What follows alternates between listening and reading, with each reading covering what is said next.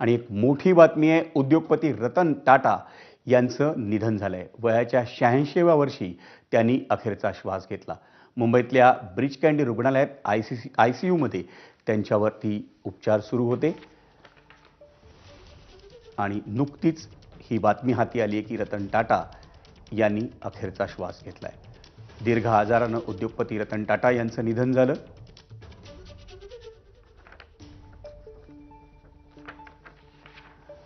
आणि या संदर्भात सविस्तर माहितीसाठी आपल्या समवेत आहे फोन लाईनवरून आपला सहकारी अभिषेक मुठाळ. अभिषेक, काय माहिती देऊ इच्छित?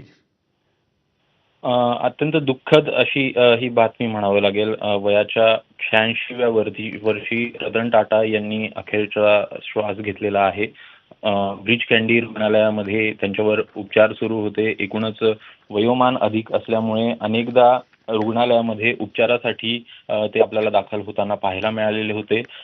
2 दिवसापूर्वी देखील अशाच प्रकारे एक बातमी आपल्या समोर आलेली होती. त्यावेळेस देखील रतन टाटा यांनी स्वतः आपल्या ट्विटर हँडल, इंस्टाग्राम हँडलवरनं ट्विट करत या संदर्भात आपण उपचार घेत असल्याचं देखील सांगितलं. आपली तब्येत देखील चांगली असल्याचं त्यांच्याकडनं सांगण्यात आलेलं होतं. मात्र जे दुपारनंतर त्यांच्यावर उपचार जे आहेत ते करण्यात येत होते, ज्यामध्ये त्यांना इंटेन्सिव्ह केअर युनिटमध्ये देखील ठेवण्यात आलेलं होतं. आणि एकूणच जी स्थिती आहे ती गंभीर होत चाललेली होती. क्रिटिकल कंडिशनमध्ये ते गेलेले होते आणि त्यामुळेच एकूणच रुग्णालयाकडनं देखील या संदर्भात काही माहिती जी आहे ती देण्यात आलेली नव्हती. मात्र एकूणच ऑफिशियल स्टेटमेंट जे आहे ते आपल्याला आता येताना पाहायला मिळतं आहे की रतन टाटा यांचं 86व्या वर्षी निधन झालेलं आहे.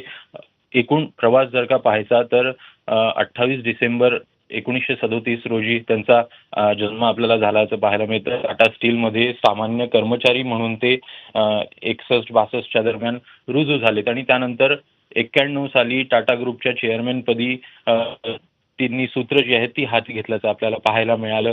GRD टाटांनी हे पद अभिषेक, मी तुला थोडा वेळ थांबवतो, पण तू आपल्या सोबतच राहा. आपल्या सोबत आहेत ज्येष्ठ पत्रकार गिरीश कुबेर. गिरीश सर, रतन टाटांचं निधन झालंय.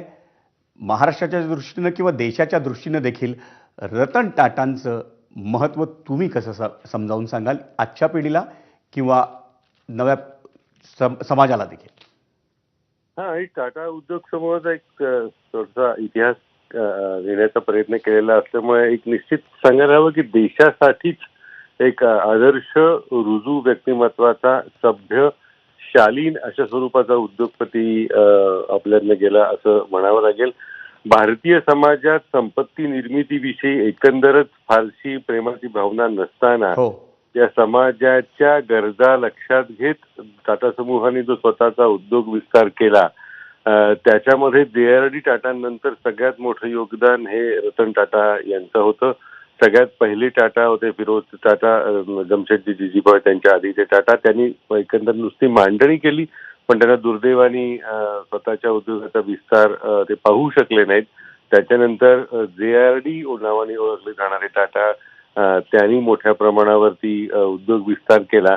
पण त्यांच्यानंतर म्हणजे JRDच्या काळातला टाटाचा उद्योग विस्तार हा एका अर्थी मोठ्या प्रचंड बगीच्यासारखा होता की ज्याला तसा नीट आकार नव्हता. प्रत्येक ठिकाणी टाटा समूह म्हणजे वेगवेगळ्या पद्धतीनं वावरत होता, बहरत होता. पण रतन टाटांनी मात्र त्याला अतिशय छान आखीव रेखीव नेटकं स्वरूप दिलं आणि ब्रँड टाटा नावाचा जो एक प्रकार उदयाला आला तो रतन टाटांच्या काळापासून उदयाला आला. टाटा समूहातल्या सुद्धा कंपन्यांना टाटा हे नाव लावण्यासाठी एक मूल्य आकारण्याचं आणि त्याच्या अनुषंगानं त्यांच्यामध्ये जबाबदारीची जाणीव करून देण्याचं काम रतन टाटा यांनी केलं. त्यावेळेला त्यावर खूप मोठी टीका झाली, पण ते काम किती द्रष्ट होतं हे आता त्याच्यामधून लक्षात येईल. आणि त्याच्या बरोबरीनं ज्या काही जागतिक पातळीवरती टाटा समूहाच्या कंपन्या विस्तारल्या गेल्या, म्हणजे JLR जी जगवार लँड रोवर ही कंपनी होती ती आता भारतीय आहे, ती रतन टाटांमुळे आली. स्टील कंपनी कोरस ही रतन टाटांमुळे या भारतामध्ये आली. त्याच वेळेला डोकोमोचा प्रयोग पुढे दुर्दैवाने केंद्र सरकारच्या धोरणांच्या बदलामुळे तो फसला, पण हे प्रयोग सुद्धा रतन टाटा यांनी केले. त्यामुळे भारतीय उद्योग विश्वाचं अतिशय एक प्रेमळ सोज्वळ स्वरूप हो. रतन टाटांच्या मध्ये होतं. याच्या पुढे ते असणार नाही ही एका अर्थाने खूपच दुःखद अशी घटना असेल.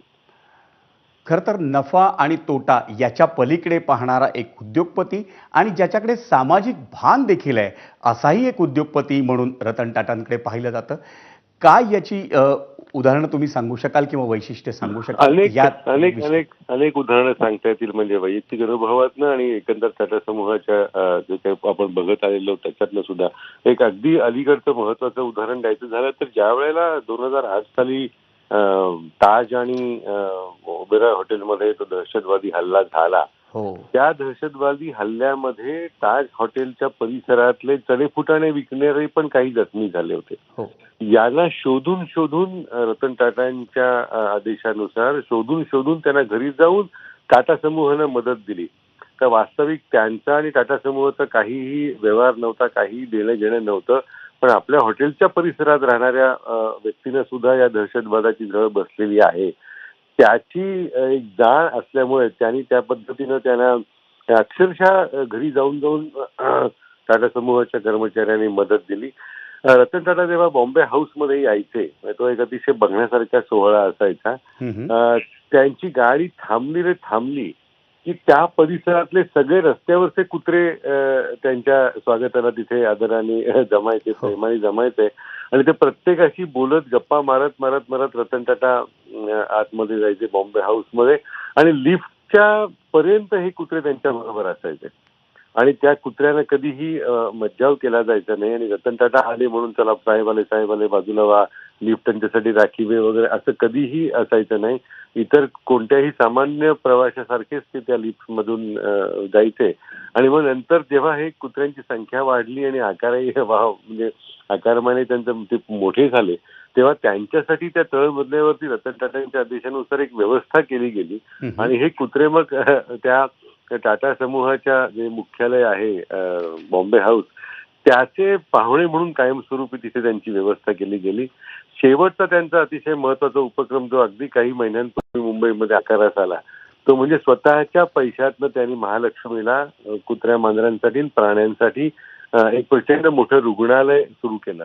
भारतात कायद्यानुसार रात्री प्राण्या रुग्णाला दाखल करून घेता येईल अशी सोय नव्हती. कायद्याने बंदी होती. ते फक्त सरकारी रुग्णालयातच ती सोय होती.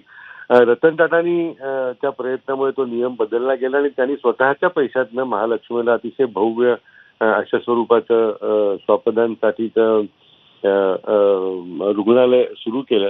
त्यामुळे समूहाचा निर्णय असो, व्यापारी निर्णय असो, आर्थिक निर्णय असो, मानवी भावभावना आणि मानवी नातेसंबंध यांना त्यांनी कायमच मदत केली. मला एक प्रसंग आठवतोय माझ्या पुस्तकाच्या निमित्तानं जेव्हा त्यांना ती तिसरी मुलाखत देणार होते त्या मुलाखतीनंतर ते त्या मुलाखती दरम्यान ते सतत अस्वस्थ होते आणि सारखे 2-2 मिनिटांनी असे फोन करत होते की काय काय करायचं काय नाही वगैरे वगैरे.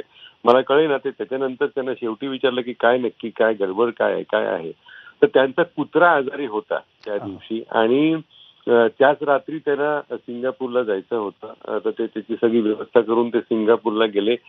टाटा सिंगापूर एअरलाईनचा महत्वाचा करार त्याच्यानंतरच्या दुसऱ्या दिवशी झाला आणि विस्तारा एअरलाईन जन्माला आली.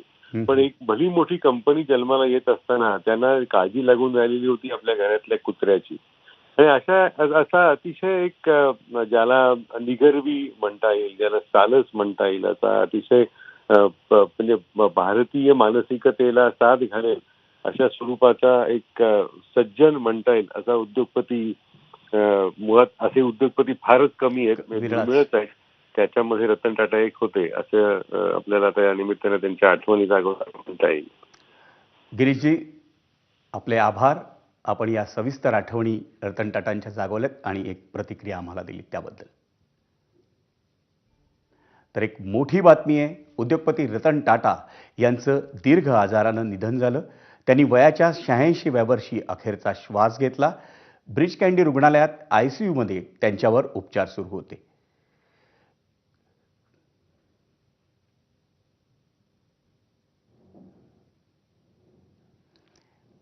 कसे होते रतन टाटा? शांत स्वभाव आणि मृदुवाणी. अजातशत्रू व्यक्तिमत्व, समाजातील सर्व प्रकारच्या व्यक्तींशी त्यांचे उत्तम संबंध होते. व्यवसाय करताना समाजाचा विसर पडता कामा नये असं ते नेहमी सांगत असत.